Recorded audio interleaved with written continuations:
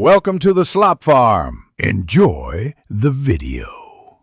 In this video, I will show you how to play Rocket League on your MacBook Pro. Since Rocket League isn't natively supported on Mac OS, you'll need to install Windows on your Mac. This involves using Apple's built-in Boot Camp Assistant, which allows you to run Windows alongside Mac OS. We'll walk through each step, from preparing your Mac to finally launching the game. It's a straightforward process that opens up a world of gaming possibilities. Before we begin, it's crucial to prepare your MacBook Pro. First, make sure you have ample free storage, ideally at least 64 gigabytes for the Windows installation.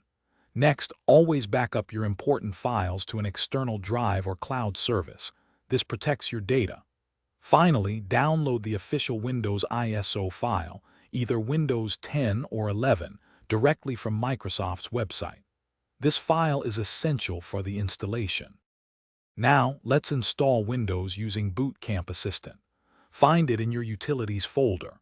You'll use it to create a new partition on your hard drive for Windows.